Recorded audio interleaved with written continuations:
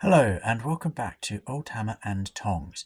So over the last couple of months I've been painting a Rogue Trader Warhammer 40k Imperial Guard army. I've made a few videos about it, do feel free to go back and watch some of those. This is all part of the Old World Army Challenge, a challenge where you need to paint an army in 6 months. You have a minimum of 10 models a month that you need to paint. So I've just about been sticking to that. I've been trying to get ahead at times, and this is the first time I've actually managed it. So it's the very end of April at the moment, and I've pretty much finished my miniatures for May. So what my painting method is usually that I paint base coats, then when everyone's in pieces, then glue them back together, and then do all the detail, shading, etc. afterwards. So I've done the base coats on these, and I thought maybe you could join me for the gluing. So I've got some super glue here. You may see me glue my fingers together live on YouTube. It's not quite live, but pre-recorded on YouTube. But let's see how it goes. So these are the Imperial Guardsmen from the box set that was released in 1989. They were plastic, sculpted by the Perry twins, and it was when Games Workshop was really getting into the world of plastics. So in Warhammer 40k, they released Space Marines.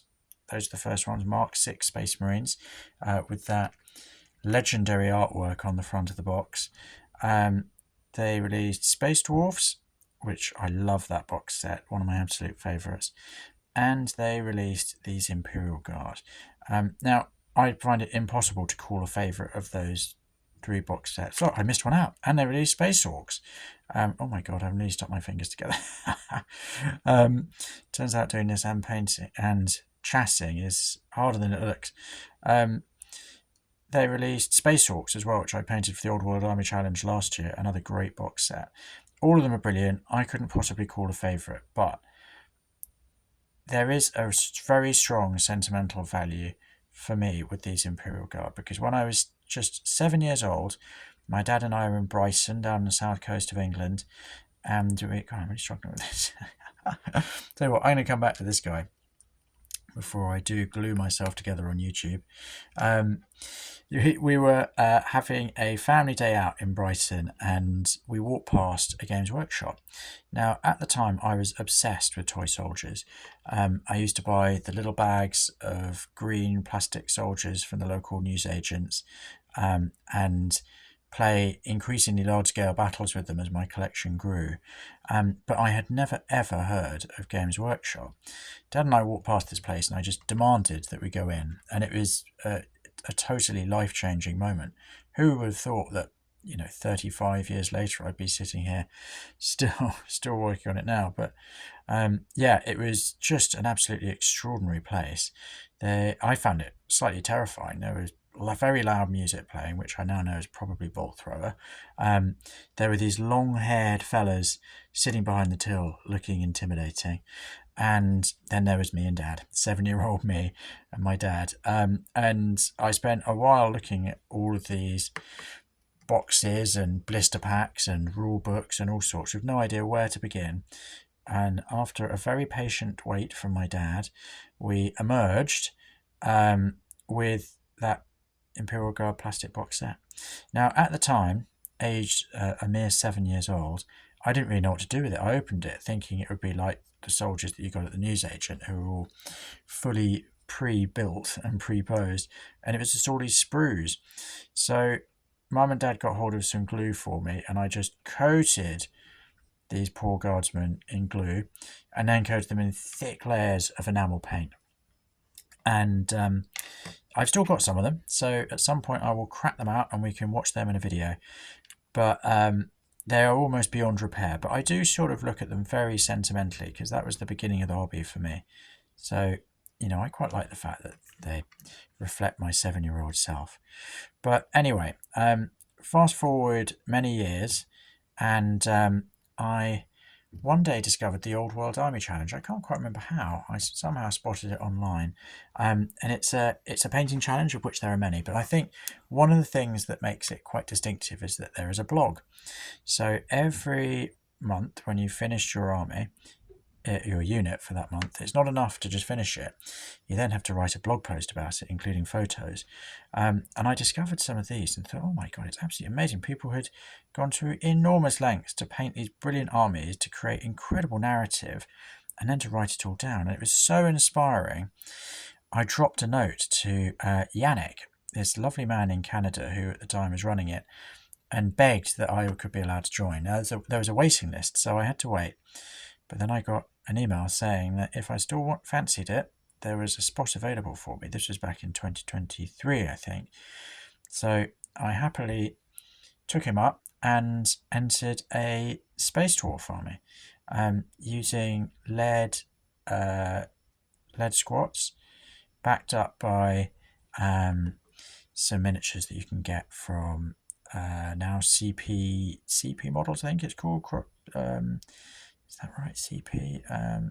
They were made by Macrocosm, but they sold the range on, and I loved it. It was just so much fun, and painting a whole army was something I'd never actually really achieved. When I was a kid, I used to have grand plans for painting whole armies, but they quite rarely materialised. I'd paint a few of them, and then I'd sort of run out of steam or get depressed because they didn't look that great. So I rarely finished them, but suddenly I'd finished an army, a fieldable army. So I then decided I was going to do orcs. So I got hold on eBay of that plastic box set I mentioned earlier of Space Orcs, which is brilliant, by the way, and put them together, built them up, added in some classic lead, a few of the newer produced proxies, which are also awesome, and painted an orc army, which is huge fun. I really loved it. I finished that last year. Big Gob's Big Mob, as I call it. The story being that Big Gob is an orc warlord who has big words, but is less big on actions. So I really enjoyed that. Then this year, the theme of the Old World Army Challenge was to paint an army based on an piece of Oldhammer artwork. So for me, there could be only one choice. I'm quite pleased with how he's come together. Look at that. That's good, isn't it? There could be only one choice. It had to be that John Blanche box art from the original Imperial Guard box set. So I decided that was what I was going to do. So I needed to source lots and lots of guardsmen to make that happen. I had a few that I'd collected up over the years, but I didn't really want to paint over those ones that I had butchered as a child because, it sort of has a bit of a sentimental value for me. Some people are very good at sort of stripping everything and starting again, but I'm just an old softie, so that didn't really work for me. So I put a shout out on one of the Oldhammer trading groups on Facebook and was amazed by the response I got. It was so positive.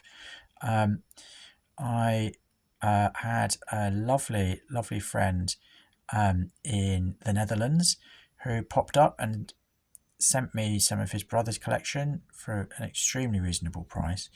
Then another friend here in the UK sent me a number of the plastic miniatures, many of which you see here today, again for a very reasonable price. And then I also discovered a friend living very locally to me here in London who I was able to actually go around to his house and meet him, and bought a collection, again really reasonably priced, but also very movingly. It was a collection that had belonged to a friend of his who had passed away, and he had inherited this collection.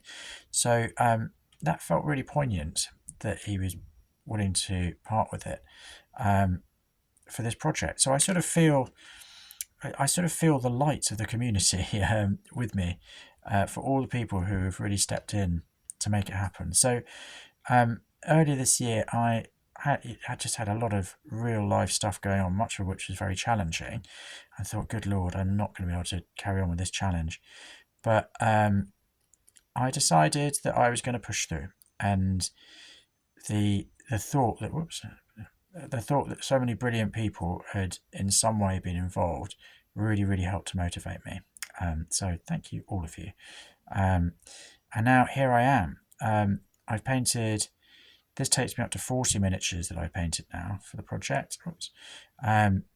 And I really do feel like I'm beginning to create enough of a mass army to come somewhere close to getting that John Blanche artwork vibe. For those who haven't seen it, it is absolutely amazing. It basically is an Imperial Guard army advancing forwards, looking a bit like a sort of 16th century European army from the 30 Years' War or something. They've got banners, they're all marching in mass closed ranks, completely inappropriate for modern warfare, and let alone that of the 41st millennium. But that's the Imperial Guard for you. So that's what I'm aiming to replicate. And having taken a couple of photos, I'm actually quite pleased with how it's turning out. Definitely more to do, more miniatures to paint, and I definitely want to go back and add more flourishes. As you can see with these ones, this is my sergeant. Quite pleased with how he's come out. But so far I've just done my base coats. I need to add the regimental regimental insignia, various other details. But even if I were to only do this much, this is already a battlefield-worthy army. Now, this is one of the Mark Coppleston-led sculpts that came out for the Imperial Guard. He did a command unit and then some guardsmen, and I absolutely love him. That face is just so vivid, and that headband is awesome. So he's definitely going to be at the front of the photo so everyone can enjoy him. But yeah, he's joining all the plastics. So yeah, that's the rough story of the challenge. How I got here, what I'm doing here and why. But yeah, every year when I do the Old World Army Challenge, I think, gosh, there's a zillion reasons why I should not do this. There's work, there's family, there's all the other stuff going on in life. I should not do the Old World Army Challenge this year. It's just too much. And then I do it, and I'm always so grateful that I do, because it just makes me feel great. It's the sense of achievement that you get from actually finishing a whole army is just brilliant. And I building up to the day when I will actually field them in battle. I've not played a game of 40k since the late 90s. I went to US Games Day 99 in Baltimore in America with my best friend Tim, and played a game of 40k. I think it was 3rd edition by then, and I had a completely miserable time. The people I played with were just, they were playing it like it was an Olympic sport or something. There was no fun, no narrative. It was just in it to win it, and I thought, immediately dropped the hobby for the next 20 plus years. But now I've met lots of like-minded people who like having fun when they play games and like narrative and all the stuff that I like. So I do hope that I'll be able to have some games of 2nd edition 40k and also Rogue Trader, which I've never actually played. That would be really fun. So here we are. We're going back to this fellow I started with. I've done a bit of an arms swap, so I'm hoping his new arms work a bit better for him. We're about to find out. Very nearly stuck my fingers together with the very first mini that I was doing, which would have been unfortunate. Would never have finished the squad. But this is good because, like I say, this is my May entry for the challenge. It's the end of April. So by finishing this, I'm freeing up the rest of May to concentrate on my leaders. So the way this challenge and various other challenges work is that you paint sort of rank and file units, but then you'll have a month where you do your leaders. And I'm really excited about that because the Imperial Guard officers that were produced for Rogue Trader are really cool. Again, Mark Copplestone sculpts, and they just look brilliant. They've got huge caps and all sorts, and I'll be throwing in some commissars, an orderly, medic,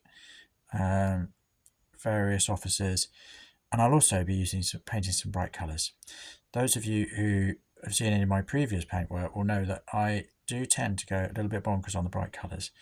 But for this army, for the Imperial Guard so far, because I'm sticking true to the original artwork, they're pretty grey. Grey, black and brown. But there we are. I've done it. They're all glued. So thank you for joining me. You can see how they've come out. I'll tell you what, let's go and have a bit of a closer look. So here's how they all rank up. So like I say, I'll be going back to do the finishing touches on these, taking a photo, writing a blog post, and I'll be good to go. I'm going to put a link down in the notes below so that you can see more from the Old World Army Challenge. There are so many brilliant projects. I have no idea how people can paint so many miniatures to such a high standard in just a month, but they can. I'm definitely one of the least talented painters, but I love it. It brings me so much joy. So thank you very much for joining me, and I'll see you next time. Bye-bye.